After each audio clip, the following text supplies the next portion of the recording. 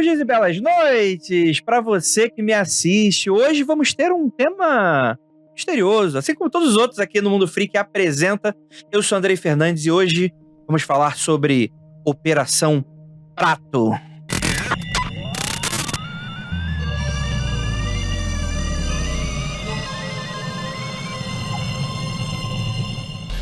E eu estou aqui com ele, meu companheiro de aventuras aqui, que vamos dar todo o contexto, mas meu queridíssimo César Gaglione, e aí, tudo bem? Tudo ótimo, Andrei. Muito obrigado por esse magnânimo convite aqui. Essa aventura que já tá durando bastante também. Nossa, a gente já nem se aguenta já tá, os bastidores já tá todo mundo brigando. Cara, a primeira pessoa com quem eu falo não é nem minha namorada, é a primeira pessoa que eu falo todo dia é o Andrei. É um beijo pra dormir, um beijo pra acordar. Exatamente. Tá, pra você que não sabe, tá dando mole, o que acontece? Eu e o César, assim como a Ira Croft, Ivan Mizanzuki, o Heitor Costa, a gente tá trabalhando num podcast muito maneiro chamado Operação Prato. Não está disponível no YouTube, antes de qualquer coisa, a pessoa vai colocar a Operação Prato no YouTube, vai encontrar um monte de coisa, mas não vai encontrar a nossa carinha. Menos a gente. Menos a gente. O que acontece? Em todos os agregadores de podcast, Spotify, Deezer, você encontra. É só digitar lá Operação Prato, um podcast Globo, parceria Globo que a gente está fazendo, um podcast de storytelling, dirigido pelo Ivan Mizanzuki, narrado e roteirizado por mim, pesquisado por César, produzido por Ira, pesquisado também por Heitor Costa, né? E a gente gostaria de fazer um especial aqui no Mundo Freak Apresenta, para apresentar, porque esse é o objetivo do Mundo Freak Apresenta, é apresentar um caso, chamar uma pessoa que tem um conhecimento ali sobre aquilo, e apresentar um caso para vocês, porque a gente entende que é um público diferente, e a gente apresenta ele também num formato diferente, para te dar aquele gostinho para você ir lá e escutar o podcast. É claro, por que não?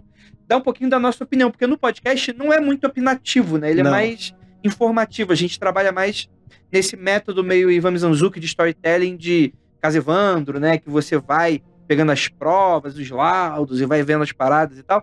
E aí, no podcast, a gente vai dar lá todas as opiniões informativas, a gente vai dar agora também algumas coisas, e a gente vai dar também um pouquinho da nossa opinião, que eu acho que isso é interessante. Durante o lançamento desse vídeo, o nosso podcast ainda não acabou de ser publicado. Não. Vão ter mais ou menos uns 12 episódios. Eu tô falando mais ou menos aí, porque tá pra bater aí esse martelo aí, na quantidade de episódios. Mas deve ser por 12 episódios.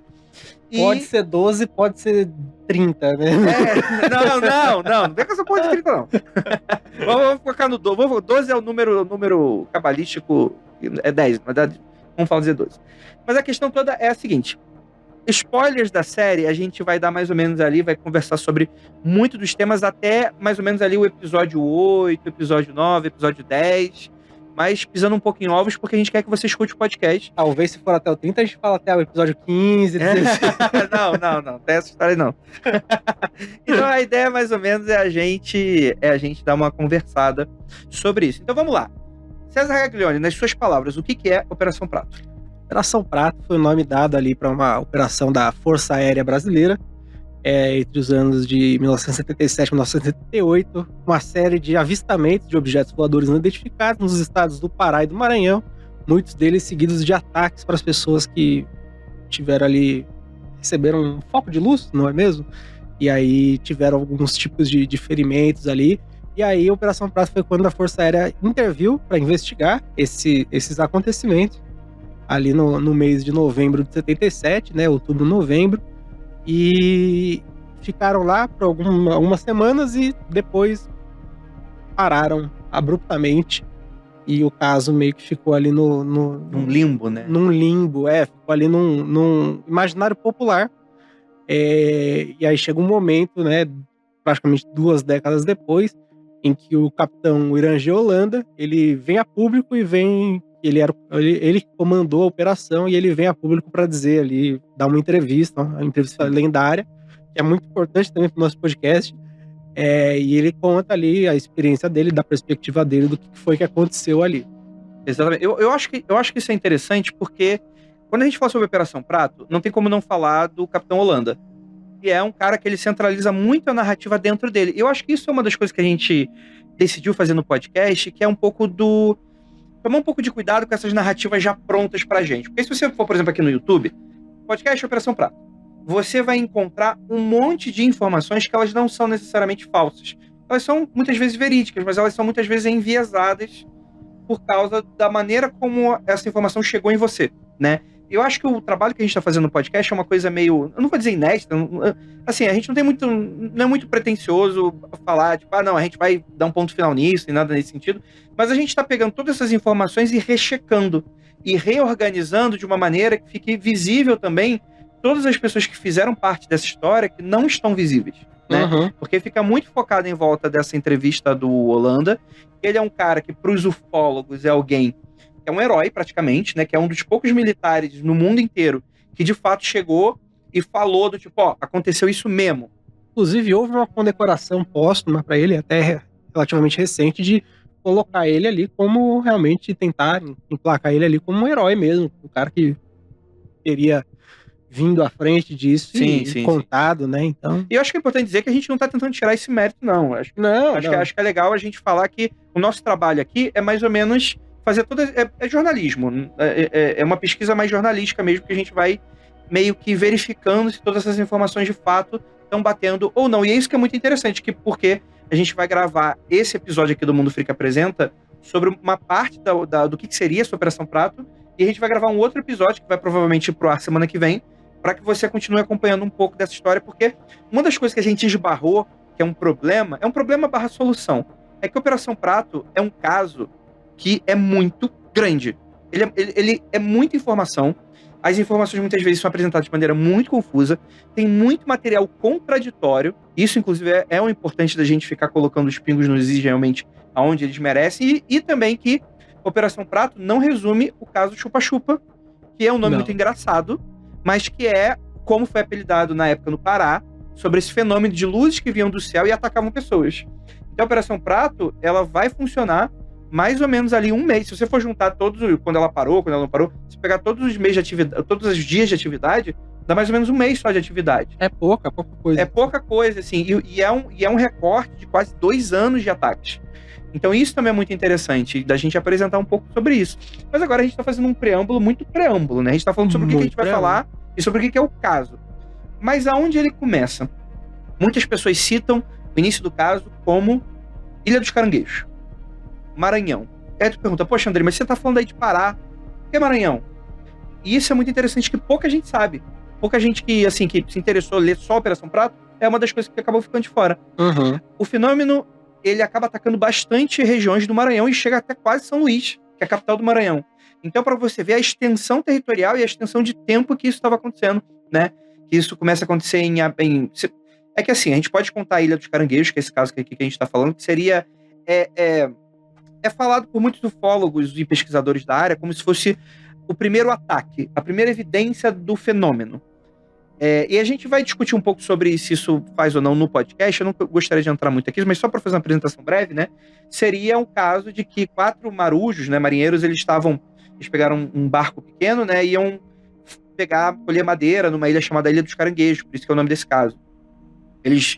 O método deles eles iam num dia, eles trabalhavam, colocavam a madeira para dentro, jantavam, mais ou menos ali pelas 8 horas eles iam dormir para acordar meia-noite para voltar para São Luís, para voltar ali mais ou menos ali para a região deles. E o que acontece? Ao invés de eles acordarem meia-noite, eles acabam acordando 5 horas da manhã, e o Apolinário, que é o cara central ali, porque ele é o cara que ele vai fazer o resgate do restante da galera, percebe que eles foram atacados por alguma coisa, né? E o próprio Apolinário também é atacado, porque ele perde parte dos movimentos, assim, é uma coisa bem escabrosa, assim. Sim. Só que ele é o menos afetado, inclusive, porque tem outros 2 que foram muito afetados, foram muito feridos, queimados por alguma coisa, e um deles está morto quando o Apolinário acorda. Sim. E aí você não sabe exatamente o que aconteceu, e por ter esse lance da queimadura, você tem essa ligação com os ataques. Eu não vou falar exatamente o que eu acho, porque é um pouco de dar um pouco de spoiler da série, mas as pessoas ligam muito esse caso ao início, porque acontece em abril de 77, numa região próxima. Sim. E aí a gente tem um pulo para Viseu, que é uma região ali que já é Pará, mas fica ali na fronteirinha do estado do Pará com o Maranhão. Tem um rio ali chamado Rio Gurupi. Então, quando tu atravessa o Rio Maranhão, tu tá ali, é Pará. É Viseu, né? A cidade de Viseu. E ali começa a aparecer umas histórias em junho, de abril, lendo o tempo. Estamos indo para junho agora. Junho, a gente tem uma série de ataques que começa a rolar nessa região chamada Viseu, que a gente tem pelos jornais. Que é muito interessante, porque assim, a gente tá falando de 77, interiorzão do Pará, assim. Então, o jornalismo é um pouco diferente do jornalismo que se pratica hoje e é aquela coisa um pouco mais com cara de tabloide, assim, né?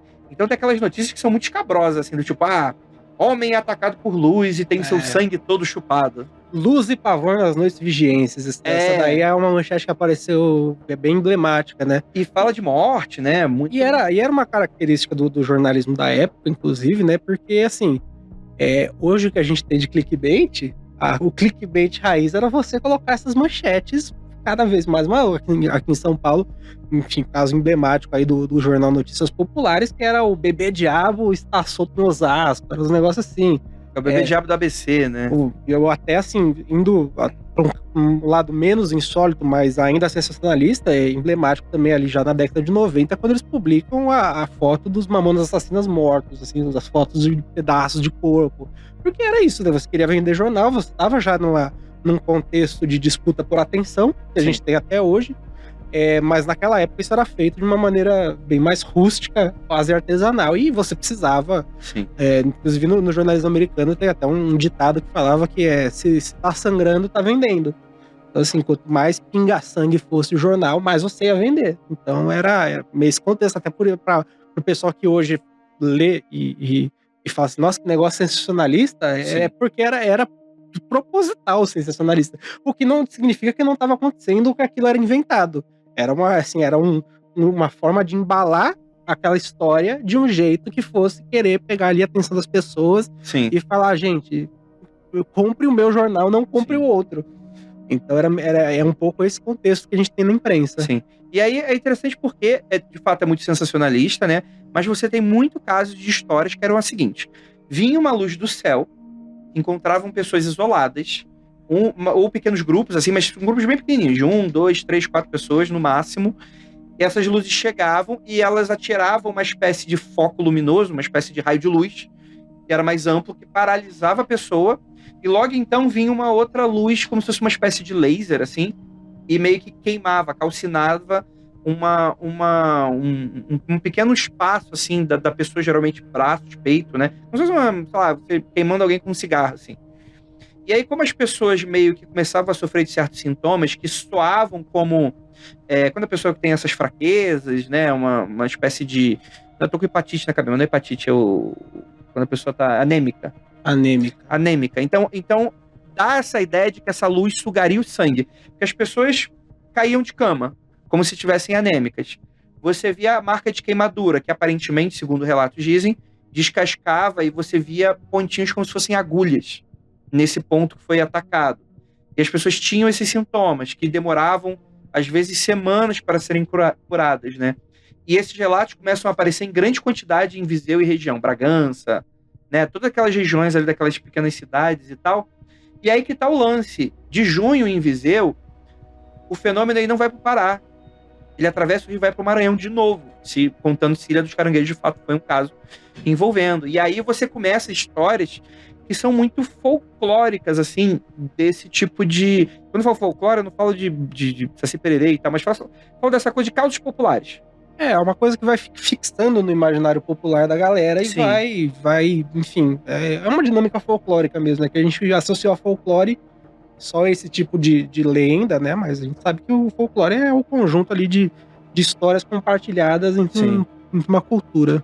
E aí eu acho que a ideia geral é que, enfim, né? Tem muitas histórias no Maranhão, tem uma história ótima que eu tô estudando nesse momento para um episódio, que é de um grupo de militares, de militares assim, PM, policiais, né? Que eles estão durante a noite num jipe, num carro, e eles estão atravessando.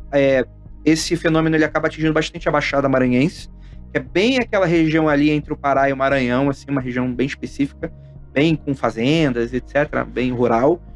E esses militares aí são seguidos por uma luz e o carro para. E eles ficam, caraca, o que a gente faz agora? Depois o carro volta a funcionar, eles voltam, né? Então tem vários casos como esse. Tem casos de seres. Tem um caso assim que um cara fala que tinha um ser peludo que sairia de uma dessas luzes. É muito interessante. É Chewbacca. Assim. É de uma parada meio Chewbacca mesmo, assim, né?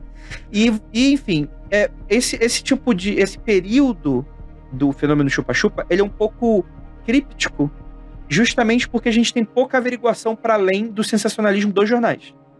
E pouca gente foi lá verificar, conversar com as pessoas. E é um caso de mais 50 anos. 77 não foi há 30 anos atrás. 77 já tem 50 já, gente. 47 anos. Isso. Né? E aí a questão toda é que o fenômeno, ele volta a se movimentar e vai voltando pro Pará. Passa de novo por Viseu, Bragança, e vai seguindo toda a costa ali, litoral ali do Pará, ali por cima, né? E vai entrando assim, porque Pará tem muito rio, né? Então ele vai entrando ali pelo lance lá dos rios.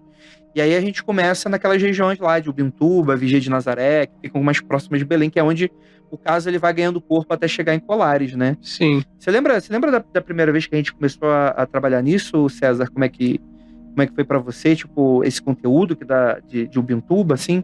Lembro, porque uma das vantagens de você ser autista é que você tem uma memória de ferro muitas vezes, não é a regra. No meu caso, sim. A gente foi tomar um café ali aqui em São Paulo, tal, e você comentou que estava fazendo tudo. E assim, o meu conhecimento prévio disso, eu acho que era o mesmo de quase todo mundo da nossa geração, anos 90 ali, que é o famoso episódio do Linha Direta, de 2005. Ali eu lembro muito bem de todo aquele o Linha Direta Mistério. Dona Globo, você está pagando a gente. Então assim, Dona Globo, bota o Pedro Bial pra fazer um Linha Direta Mistério de novo, que vai ser bom demais. Mas enfim, Linha Direta Mistério, eu lembro que ele era muito... O programa já era marcante por si só, mas essas edições do Mistério era assustador. Então eu sabia que era, tipo, tinha as luzes e tal, mas assim, era apesar de eu me interessar pelo assunto, eu sabia que era um negócio que tinha acontecido. Sim. Nunca tinha parado pra, tipo, não, deixa eu sentar, entender, meio que desenhar uma linha do tempo do que foi, para depois começar a aprofundar em pontos específicos, né? Então, assim, naquele primeiro momento, pelo primeiro contato ser pela imprensa, aquela coisa assim, tipo, nossa, pra quê, né? Mas também tem uma característica interessante. Apesar da gente ter essas manchetes todas, quando você para ler a reportagem ela é muito mais pé no chão do que a manchete dá a entender. Manchete, você fala o título. O título, isso, o título ali. O chamativo ali, normalmente ele é muito mais sensacionalista do que quando você para ler o conteúdo mesmo. Sim. Claro, o conteúdo também mas eles ali tinham uma abordagem jornalística. Você via que não era uma coisa que estava sendo inventada, fabricada. Era uma coisa assim que, tipo, beleza, as pessoas foram lá, eles só empacotaram isso de um jeito para tornar a coisa muito mais chamativa. Então esse primeiro momento de entender ali um pouco do contexto das vítimas e como aquilo marcou elas, eu acho que assim, é o ponto ali que que pra mim virou um pouco a chave, no sentido de que muita gente me perguntou, as pessoas mais próximas que sabiam já que eu tava trabalhando nesse podcast, perguntaram assim, mas você acredita? Eu falo assim, gente, não é uma questão tanto de eu acreditar. Primeiro assim, eu passei a ter muito claro que sim, alguma coisa tinha acontecido, porque essa coisa era discutível. E aí, um segundo momento, eu tipo assim, mesmo se não tivesse acontecido nada, que se tivesse sido um caso, como ventilaram, de histeria coletiva, alguma coisa, aquelas pessoas, elas acreditavam que tinha acontecido. Isso é o suficiente para produzir alguma coisa. Exatamente, do ponto de vista de você contar uma história focada em pessoas, em personagens, isso para mim já era suficiente. Elas acreditavam naquilo. E mesmo que fosse o caso de não ser nada, ou ser uma histeria coletiva, tipo, cara, se fosse histeria coletiva, essa já seria a história. Já seria baita história. Exatamente, já seria a história. Então, assim, teve aquele momento ali, tipo, caramba, vamos ver. E aí, começar a pegar os relatos da imprensa. Depois, quando começa a entrar os documentos, e aí você vai vendo como que aquilo vai se desenrolando. Esse primeiro contato ele já é fascinante por si só. Ele já é muito, muito rico para a imaginação. A gente até tem que tomar cuidado para a gente não entrar em alguns buracos de coelho aí que são muito, muito atraentes. Sim. Aquela coisa, quando você tá diante de uma história complexa, jornalisticamente falando, se você acha uma coisa relativamente simples que explica tudo, assim, histeria coletiva é uma dessas. É uma coisa assim, que histeria coletiva pode ser qualquer coisa. Acaba sendo uma bala de prata. Quando você encontra uma bala de prata que todas as peças se encaixam magicamente, no momento que você tem que parar, voltar, entender e aí ir por outros caminhos, né? Então eu acho que... Eu acho que esse caso todo da Operação Prato, que a gente nem começou a falar ainda, né? É muito coisa a gente vai deixar muito pra essa segunda parte, assim, né? Que você vê que era preciso dar uma resposta das autoridades para esse tipo de... Porque independente, assim, histeria coletiva, como você falou, né? É uma espécie de bala de prata para cético. Do tipo, Sim. você consegue encaixar qualquer tipo de caso. Não, é histeria coletiva. E aí você meio que dá um cala-boca no assunto. Ah, isso é histeria coletiva. Se existe histeria coletiva e ETs não existem, então, obviamente, esse caso é um caso de histeria coletiva. Só que você é muito reducionista. Porque você tira toda a complexidade das coisas que aconteceram. E, de Sim. fato, tem evidências de que algum nível de histeria coletiva aconteceu. Tanto é que, principalmente quando vai chegar em Belém esse fenômeno, né? Supostamente, né? Os militares vão falar, ó, acaba com essa porra aí, né? Tipo, é uma coisa meio... Tava gerando pânico, tava gerando problema, assim, né? Tinha regiões inteiras que estavam brigando de ser abandonadas, segundo os relatos dizem, né? Então isso é algo que economicamente é inviável, socialmente é inviável, né? A gente tá falando de convulsão social, Sim. né? De pessoas que acreditavam e durante a noite elas estavam sendo atacadas ali por luzes que vinham do céu e coisas nesse sentido. Então parte de como a Operação Prato se monta, ela é uma resposta disso tudo.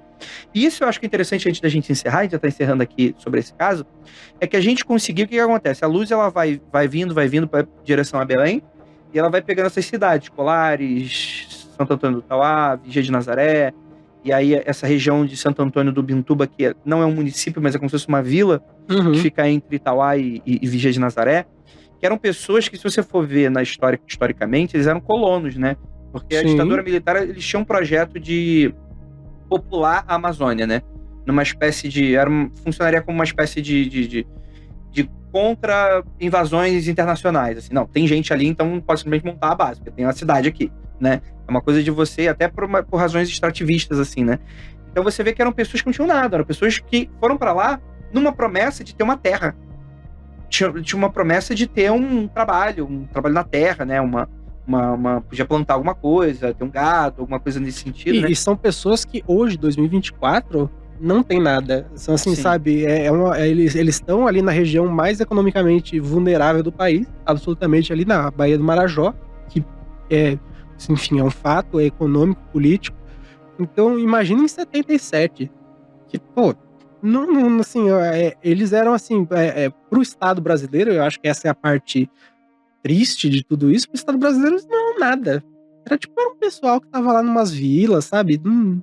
Sim. Não eram nem pessoas de verdade, assim, muitas vezes. Segundo as autoridades, era o caboclado ignorante. Isso, no máximo eles eram ali recursos para você ter esse povoamento estratégico, para você alavancar uma economia extrativista, mas não era muito mais do que isso. Se hoje a gente é muito, na imprensa, em todos os lugares, a gente é muito sudeste cêntrico, pô, em 77... Imagina, tinha nada. Não. Tinha uma posto de saúde, uma prefeitura, uma coisa desse sentido.